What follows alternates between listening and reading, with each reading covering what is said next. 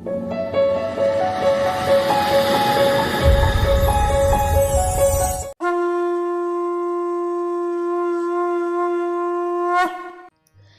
धर्म ग्रंथों के अनुसार भगवान विष्णु ने कूर्म का अवतार लेकर समुद्र मंथन में सहायता की थी।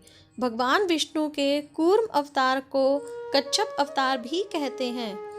कूर्म जयंती वैशाख मास की पूर्णिमा को मनाई जाती है। पौराणिक मान्यताओं के अनुसार इसी दिन भगवान विष्णु का कच्छप अवतार प्रकट हुआ था।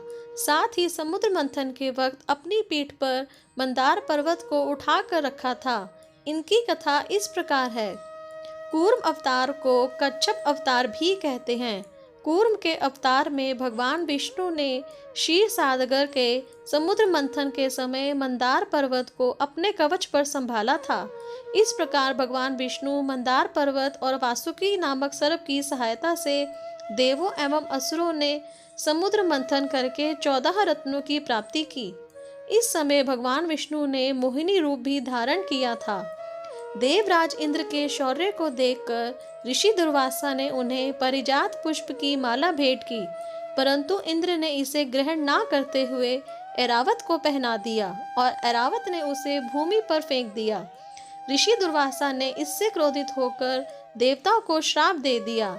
इनके देवताओं पर अभिशाप के कारण देवताओं ने अपनी शक्ति खो दी। इससे अत्यंत निराश होकर वे ब्रह्मा के पास मार्गदर्शन के लिए पहुंचे।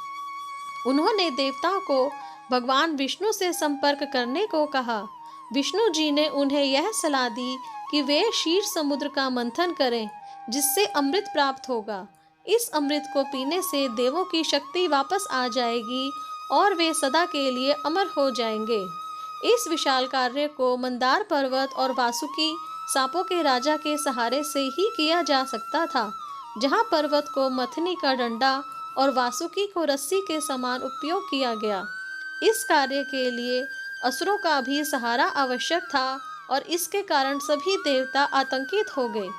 लेकिन विष्णु जी ने उनको समझाया और असुर देवों के पूछने पर उनकी मदद करने के लिए तैयार हो गए। अमृत के लालच में वे समुद्र का मंथन करने लगे, जहां एक तरफ असुर थे और दूसरी तरफ देव थे।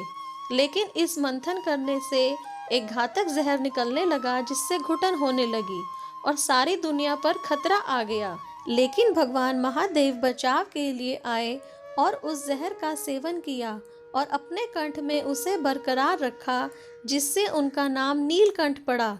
मंथन जारी रहा, लेकिन धीरे धीरे पर्वत डूबने लगा। तभी भगवान विष्णु ने कूर्म अवतार में अवतीर्ण हुए एक विशाल कछुए का अवतार लिया, ताकि अपनी पीठ पर पहाड़ को उठा सकें। उस कछुए के पीठ का व्यास 1 लाख योजन था। कामधेनु जैसे अन्य पुरस्कार समुद्र से प्रकट हुए और धन्वंतरी अपने हाथों में अमृत कलश के साथ प्रकट हुए। इस प्रकार से भगवान का कूर्म अवतार हुआ। बोलो विष्णु भगवान की जय। ओम नमो नारायण।